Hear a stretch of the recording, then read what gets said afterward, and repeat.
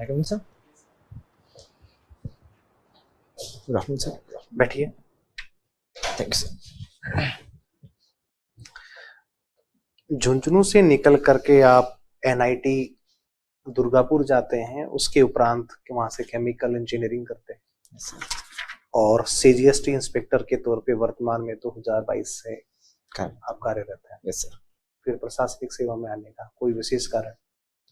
Sir college के बाद से ही मेरी रुचि जनसेवा के अंदर और पब्लिक डीलिंग के अंदर ज़्यादा रही है।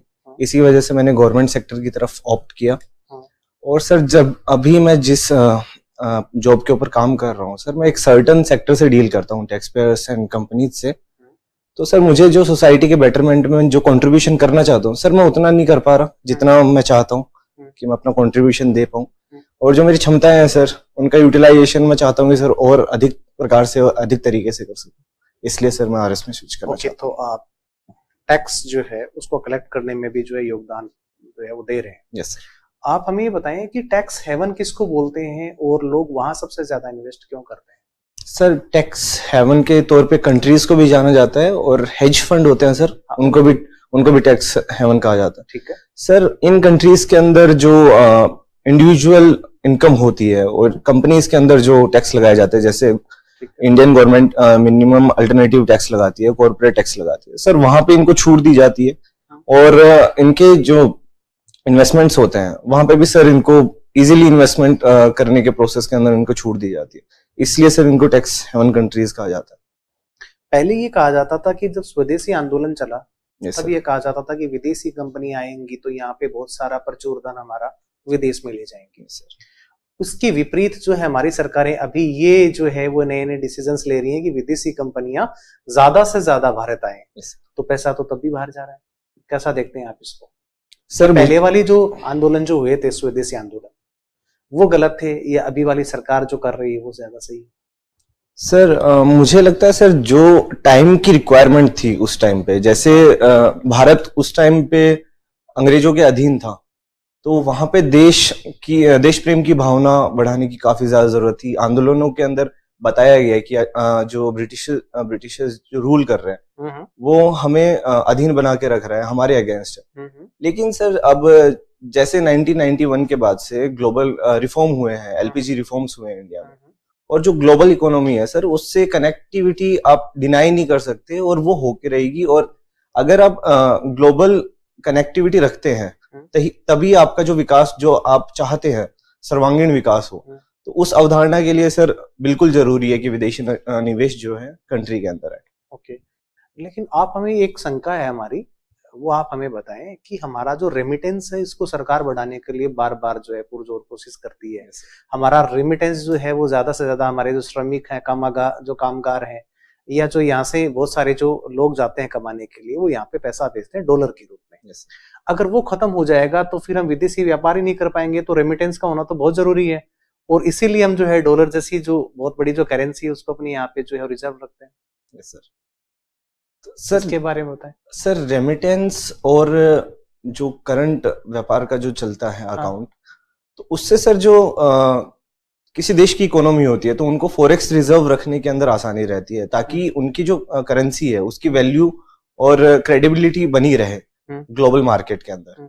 तो सर रेमिटेंस जैसे बाहर से आएगा सर, तो सरकार बिल्कुल प्रयास करेगी ताकि जो फॉरेन एसेट्स होते हैं, जैसे फॉरेन रिजर्व अगर आरबीआई रखती है तो उसके अंदर फॉरेन एसेट्स का एक बहुत बड़ा पोर्शन होता है, तो उसको भी मेंटेन करके रख सके ताकि एक्सपोर्ट इंपोर्ट और भी जो भी ग्लोबल ट्रेड हो रही है उसके अंदर कभी कोई प्रॉब्लम ना आए। सर आप ये बताएं कि आरबीआई जब जो है रुपए छापती है, यस सर, तो किन किन बातों का ख्याल रखती है? ऐसे कौन से जो है 4 विधाओं का उपयोग किया जाता है जिसकी वजह से कितने रुपए कितनी मात्रा में छापे जा सकते हैं? कौन कौन से ऐसे होते हैं कारक होते हैं? सर 4 तरीके होते हैं। अभी आरबीआई जो यूज कर रही है मिनिमम रिजर्व सिस्टम यूज करती है सर। तो उनको क्या होता है सर 200 करोड़ के उनको एसेट्स रखने होते हैं, जिसमें 115 करोड़ का वो सोना रखता है और 85 करोड़ के फॉरेन एसेट जो करेंसीज होती है, ठीक है, उसके अंदर। सर दूसरा होता है एसएलआर, तीसरा सर रिजर्व ट्रेंच होता है, सॉरी सर चौथा मैं अभी याद नहीं कर पा रहा हूँ। ओके, चलिए आप हमें ये बताएं कि एक जो है कैपिटल एडिक्वेसी रेशियो होता है, कार जिसको बोलते हैं। Yes sir. क्या होता है?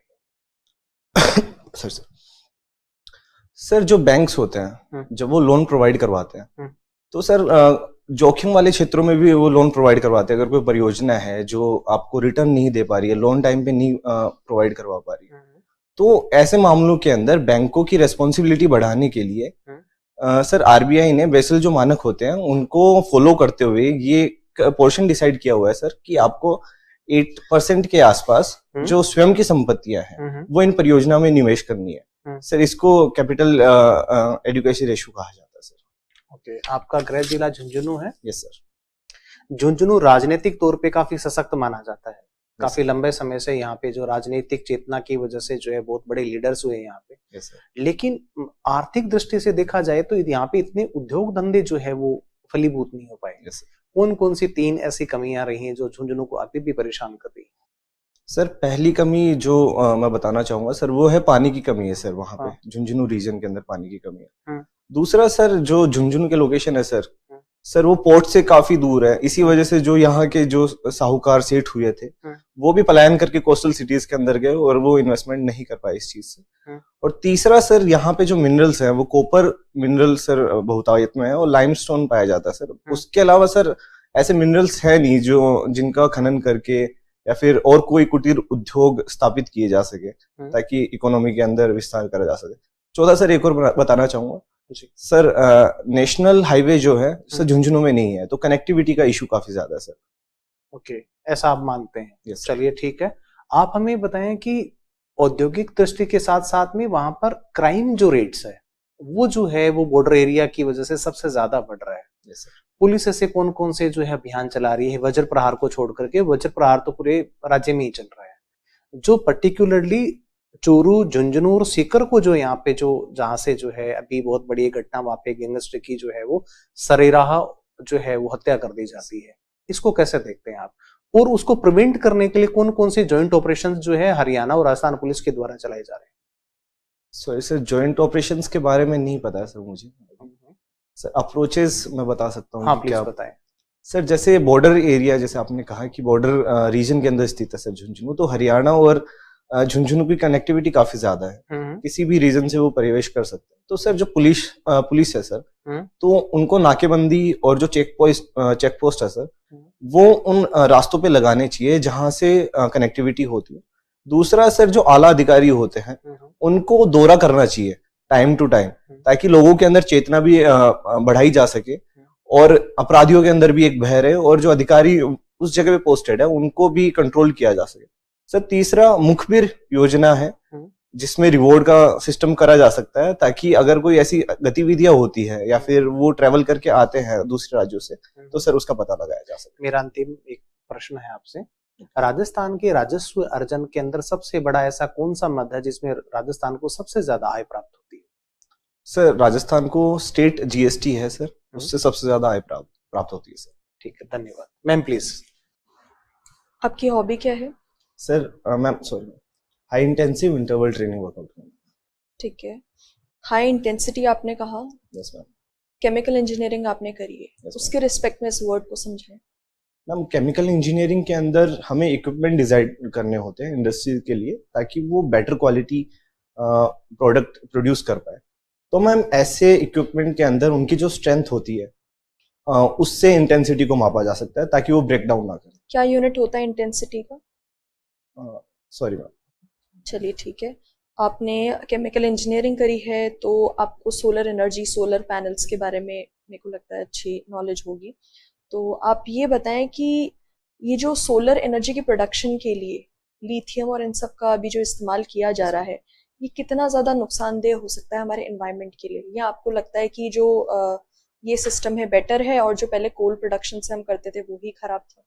मैम मुझे लगता है लिथियम का जो अभी यूज किया जा रहा है बैटरीज के अंदर मैम ये एनवायरमेंटल फ्रेंडली है। ग्रीन एनर्जी की तरफ हमारा जो एक स्टेप है उसके अंदर एक अच्छा प्रयास साबित होगा। जो मैम कोल का कंजम्पशन करके और फ्यूल का कंजम्पशन करके हम एनर्जी प्रोड्यूस कर रहे थे मैम उससे बहुत ज्यादा गैसेस रिलीज हो रही थी, जैसे कार्बन मोनोऑक्साइड था, उसके साथ साथ और भी मैथेन भी रिलीज होती थी। उससे मैम एनवायरनमेंट को बहुत ज्यादा लॉस हो रहा था क्योंकि ये ग्रीन हाउस गैसेस के अंदर आता है।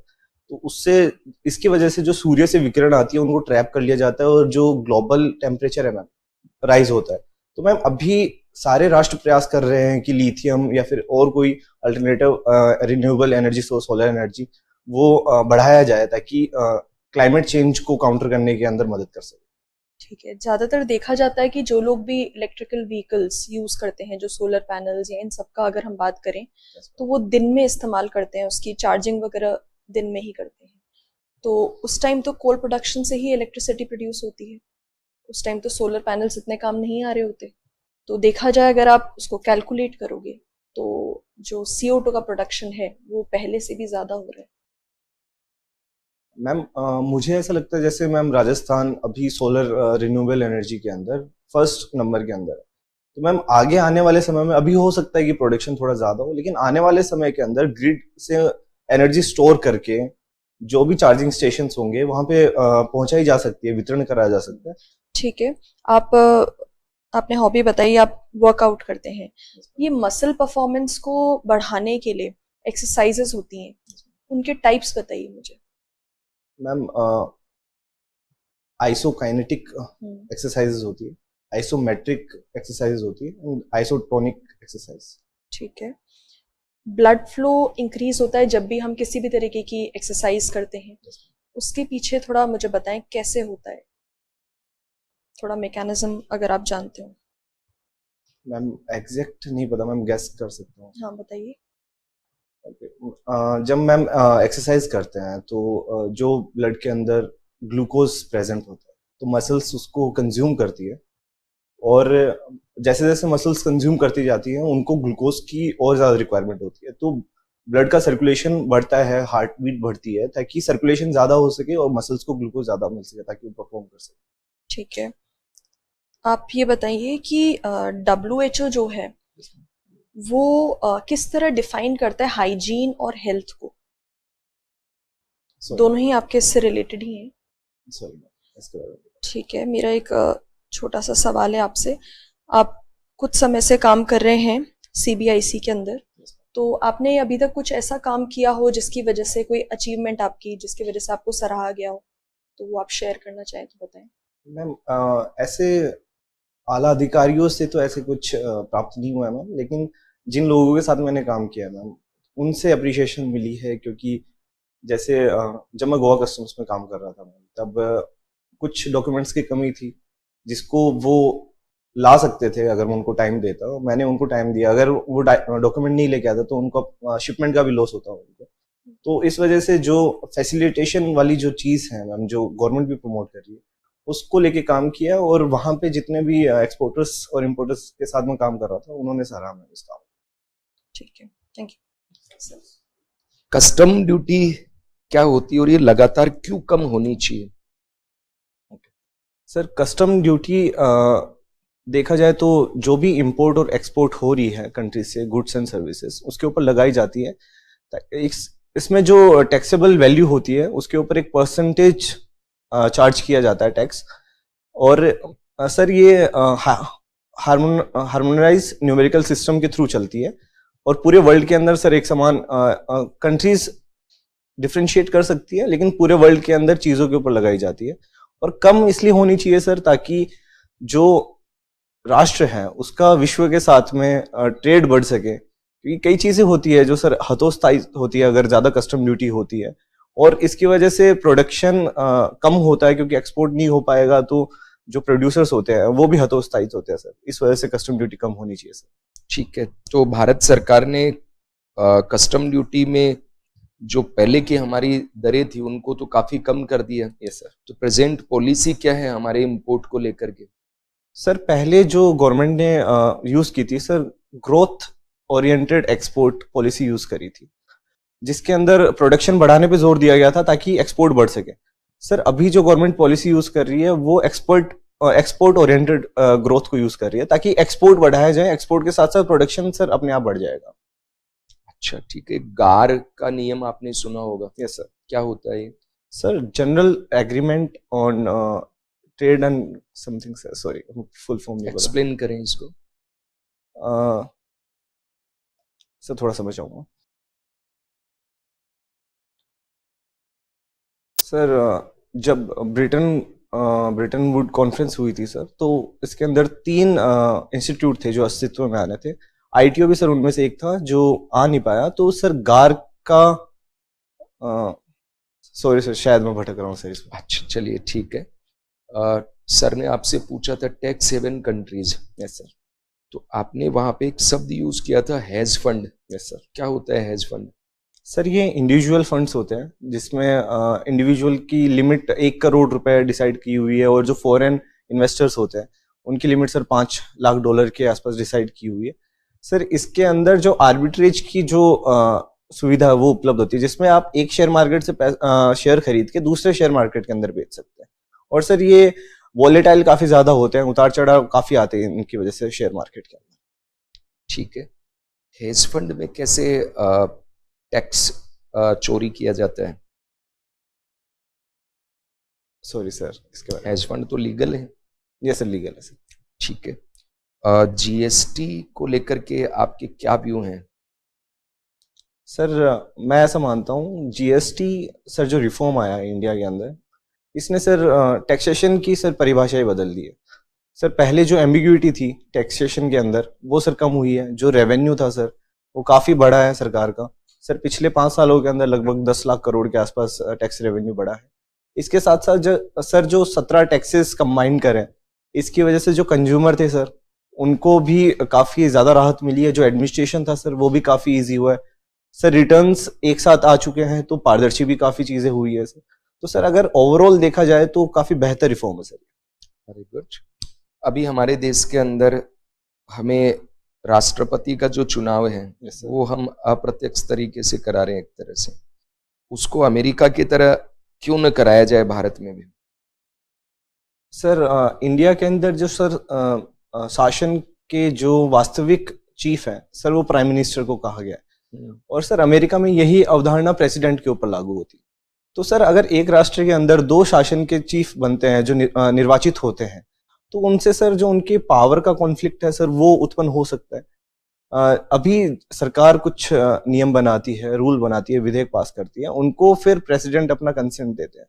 अगर सर प्रेसिडेंट भी निर्वाचित होंगे तो अब उनके और जो सरकार चुनी हुई रहती है उनके बीच मतभेद भी हो सकते हैं, और कुछ जनप्रतिनिधि अगर कुछ बिल लेके आते हैं, विधेयक लेके आते हैं, तो उनको सर इनकार भी किया जा सकता है। तो सर एक इस वजह से सर मुझे लगता है कि कॉन्फ्लिक्ट को कम करने की वजह से सर ऐसे चुनाया नहीं जाता उन्हें। जीएसटी के इंट्रोड्यूस होने से भारतीय संविधान के किस भाग में ज्यादा संशोधन हुए हैं? सर एग्जैक्ट नहीं पता, लेकिन मैं आपको बता रहा हूँ भाग 12, जहाँ पे केंद्र राज्यों के वित्तीय संबंधों की बात की गई है। मुझे बताएं कौन कौन से अमेंडमेंट किए गए हैं इसमें? सर आर्टिकल 246A ऐड किया गया जिसमें सेंटर और स्टेट का टैक्सेशन ज्यूरिसडिक्शन बताया गया। आर्टिकल 269A बताया गया सर, जब 2 राज्यों के बीच व्यापार होता है तो सेंटर के पास पावर रहेगी टैक्स को कलेक्ट करने की और राज्यों में डिस्ट्रीब्यूट करने की। ऐसे में कौन सा टैक्स लगाया जाएगा? सर किसमें? Sorry sir. 2 राज्यों के बीच ट्रेड होगा तो कौन सा लगेगा जीएसटी में? सर IGST लगाया जाएगा सर। ठीक है। Next amendment sir article 279A किया गया अमेंडमेंट, जिससे जीएसटी काउंसिल अस्तित्व के अंदर आई सर। ठीक है। इसके अलावा संविधान के अंदर और कहाँ कहाँ अमेंडमेंट किए गए? सर आर्टिकल 366 था जिसके अंदर परिभाषा दी गई जीएसटी की, जिसमें कहा गया जीएसटी एक कर होगा जो ह्यूमन कंजम्पशन के लिए लिकर होगा, उसको छोड़ के वस्तुओं पे लगाया जाए। ठीक है। अगर मान लो हमें आज लिकर के ऊपर जो कंज्यूमेबल है उस पे हमें जीएसटी इंपोज करना हो तो क्या प्रोसेस होगी उसकी? सर सबसे पहले तो आर्टिकल 360 एक्ट का यूज करके कॉन्स्टिट्यूशन अमेंडमेंट करना पड़ेगा सर। उसके लिए विशेष बहुमत के साथ साथ राज्यों के 50% से ज्यादा उनके कंसेंट की आवश्यकता रहेगी सर। उसके ये प्रोसेस होने के बाद में सर विधेयक लाया जाएगा। अगर ये प्रोसेस पूरा होता है सर तब जाके जीएसटी के अंदर परिवर्तन किया जा सकता है। ठीक है। अभी पर्यावरण संरक्षण के लिए काफी प्रयास कर रहे हैं पूरी दुनिया में ही। सर आपको लगता है क्या ये ग्लोबल वार्मिंग जैसा शब्द है ये जबरदस्ती का विकासशील देशों को डराने के लिए, या विकासशील देश आगे ना बढ़ जाएं इसलिए एक हाइप क्रिएट किया गया विकसित देशों द्वारा, या सच में ऐसा कुछ ग्लोबल वार्मिंग जैसा है? जी सर, मुझे सर लगता है कि ग्लोबल वार्मिंग एक रियल प्रॉब्लम आने वाली है सर, अभी भी है सर। जो इंडस्ट्रियल एरा थी सर 1809 के आसपास की, वहां से अभी तक अगर टेम्परेचर देखा जाए तो सर 1 से लेकर 1.5% के बीच में इंक्रीज हो चुका है। और सर अगर आने वाले समय के अंदर इसी रेट से अगर इंक्रीज होता रहा टेम्परेचर, तो सर जो अर्थ का हैबिटेंट है सर, वो सफर करने लायक नहीं रहेगा ह्यूमैनिटी के लिए। अलग अलग मेजर्स यूज करने पड़े। तो सर ये अवधारणा तो बिल्कुल सही है सर। 1992 से सर इसके लिए काम चल रहा है। और सर स्टार्टिंग के अंदर कॉन्फ्रेंस ऑफ पार्टीज के अंदर बहुत कम देश थे, लेकिन सभी देशों ने इस अवधारणा को माना है कि ग्लोबल वार्मिंग एक रियल प्रॉब्लम है। और अभी देखा जाए तो सर काफी सारे देश हैं, लगभग शायद सोलर अलायंस के अंदर 196 देश जुड़े हैं सर। तो काफी देशों ने इसके अंदर भागीदारी दिखाई है, क्योंकि सर उनको भी लगता है कि एक रियल प्रॉब्लम है। ठीक है। अंतरराष्ट्रीय स्तर पे इस हेतु कोई विशेष एग्रीमेंट हुए हैं ग्लोबल वार्मिंग को रोकने के लिए? जी सर। सर पेरिस सम्मेलन हुआ था, जिसके अंदर एग्रीमेंट ये हुआ था कि जो विकसित देश है सर, वो $100 अरब का जो वित्त है वो प्रदान करेंगे विकासशील देशों को। सर अभी COP27 हुआ था शर्म एल शेख के अंदर, उसके अंदर भी loss and damage and loss fund की अवधारणा वो उसी पेरिस सम्मेलन को लेके लागू की गई थी। उसके बाद में सर जो पेरिस सम्मेलन था उसके अंदर INDC की अवधारणा भी अस्तित्व में आई थी, जिसमें नेशंस को डिटरमाइन करने थे इंटेंशनली कि वो कौन कौन से स्टेप्स लेंगे ग्लोबल वार्मिंग को काउंटर करने के लिए। उसके साथ साथ सर IPCC का भी गठन किया गया है, जो साइंस एंड टेक्नोलॉजी का यूज करके ग्लोबल वार्मिंग से कैसा लड़ा जाए और इंफ्रास्ट्रक्चर कैसा तैयार किया जाए उसके बारे में बताती है सर। ये ऑपरेशन कावेरी क्या है और इसका हमारी विदेश नीति से क्या संबंध है? ये इतना जल्दी कैसे सक्सेसफुल हो गया? पहले तो ऐसा नहीं होता था। Sir operation Kaveri sir Sudan के अंदर जो भारतीय फंसे हुए थे, क्योंकि वहां पे सेना और पैरामिलिट्री का कॉन्फ्लिक्ट चल रहा था, इस वजह से उन भारतीयों को निकालने के लिए ऑपरेशन कावेरी शुरू किया गया। और सर भारत की विदेश नीति जो अभी लोकसभा की सरकार चल रही है सर, वहां पे सर काफी इम्प्रूव हुई है। जब यूक्रेन के अंदर युद्ध चला था तो ऑपरेशन गंगा यूज किया गया, ऑपरेशन गंगा किया गया था, जिसमें 3 दिन के अंदर भारतीयों को लाया गया था। तो सर विदेश नीति हमारी एग्रेसिव भी हुई है। ग्लोबल साउथ का हम प्रतिनिधित्व करते हैं, तो सर वहां पे जो कूटनीतिक रिलेशन है भारत के और जो उनकी विदेश पॉलिसी है सर काफी सक्सेसफुल हुई है, मुझे ऐसा लगता है। श्री अजय बंगा का वर्ल्ड बैंक के प्रेसिडेंट में अभी अमेरिका ने नाम प्रस्तावित किया और उनको 2 जून को वो सब पद ग्रहण करेंगे। इससे भारत को क्या फायदा मिल सकता है? सर भारत को इस तरह से फायदा मिल सकता है सर, इमर्जिंग इकोनॉमी है सर, 5th लार्जेस्ट इकोनॉमी। तो सर वर्ल्ड बैंक के जो प्रेसिडेंट होते हैं वो चाहते हैं कि जो फास्टेस्ट इकोनॉमी होती है उनका रिलेशन जो विकसित देश है और विकासशील देश है दोनों के साथ में संबंध काफी अच्छे रहें। और जो विकासशील देश है सर उनको वित्त प्रोवाइड कराया जाए। तो सर भारत हम इसमें आर्थिक दृष्टिकोण को हटा देते हैं कि आर्थिक फायदे तो हमें हो जाएंगे, वैसे भी वर्ल्ड बैंक से सबसे ज्यादा हेल्प मिलती है इंडिया को। इसके अलावा और क्या क्या फायदे होंगे लोगों के मोराल में? एक इंडियन नागरिक को इनको देख करके क्या फीलिंग आएगी अजय बंगा जी को देख के? सर मुझे लगता है जो भारत के लोग होंगे वो काफी प्राउड फील करेंगे, क्योंकि सर जो इंडियन डायस्पोरा है विदेशी कंट्रीज के अंदर, वो सर अब लीडरशिप की पोस्ट को अक्वायर कर रहे हैं। जो टेक कंपनीज हैं उनके CEO देखें अगर हम, तो काफी टेक कंपनीज के CEO भारत के निवासी रहे हुए हैं। तो सर इससे जो भारत के इंटेलेक्चुअल जो स्ट्रेंथ है सर, जो पूरे विश्व के अंदर प्रख्यात है, तो उसको बढ़ावा और मिलेगा। लोग और प्रोत्साहित होंगे कि वो और आगे काम करे, विकास अपने आप को प्रोत्साहित करते रहें, खुद के अंदर इम्प्रूवमेंट आते रहें, ताकि वो काफी अच्छे अच्छे पदों पे पहुंच के काफी अच्छे अच्छे डिसीजन ले पाए सर। लाइट से आप बच्चों को कैसे मोटिवेट कर सकते हैं? एग्जाम्पल देके थोड़ा समझाइए। किसी स्कूल के बच्चों को मान लीजिए आप जाते हैं ऐसे चयन होने के बाद में, यस सर, तो लाइट शब्द से कैसे उनको मोटिवेट करेंगे? ठीक है सर।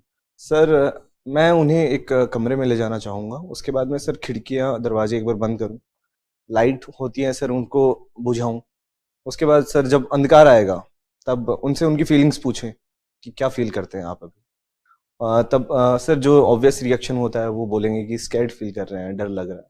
तो उसके साथ साथ सर जब ये प्रोसेस होगा उसके बाद में सर जब रोशनी करी जाएगी तो उनसे उनका पूछा जाएगा कि उनका एक्सपीरियंस क्या है अभी, तो सर उनको अच्छा फील होगा।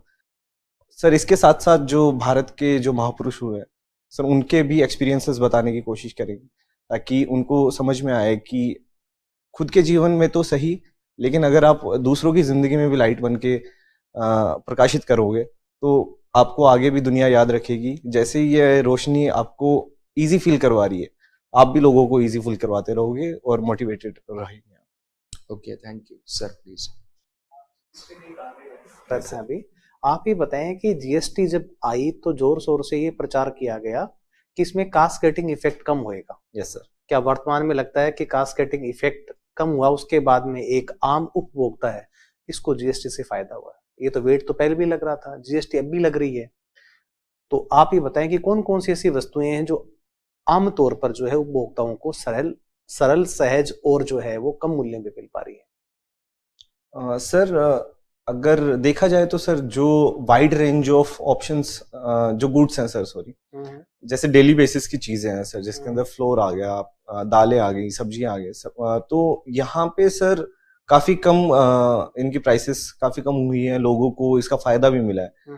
और सर कैस्केडिंग इफेक्ट आने की वजह से सर एक एम्बिग्युइटी जो थी सर वो खत्म हुई है। सबसे बड़ी प्रॉब्लम तो वहां पे आ रही थी सर। टैक्स तो सरकार को लगाना भी पड़ेगा सर, क्योंकि रेवेन्यू को जनरेट करना है, देश को आगे लेके जाना है, इकोनॉमी को स्ट्रॉन्ग करना है। तो ये तो सब लोग ये कह रहे हैं कि जीएसटी तो सिर्फ राजस्व, जो सरकार का राजस्व जो संग्रहण है उसका उसकी जो मात्रा थी, उसका जो डेटा था, उसका जो प्रतिशत वो बढ़ा है, बाकी आम आदमी को तो कोई ज्यादा फायदा नहीं हुआ। नहीं सर, मुझे लगता है सर आम आदमी को भी काफी फायदा मिला इस चीज का, क्योंकि सर पहले टैक्स पे टैक्स लग रहा था, तो जो बीच के अंदर अगर कोई प्रोड्यूसर है, मैन्युफैक्चरर, तो वो प्राइस का संवर्धन कर रहा है, तो वहां पे वो उसका प्रॉफिट का मार्जिन कम होता जाता था, क्योंकि वो प्राइसेस तो पे कर ही रहा था टैक्स के रूप में भी।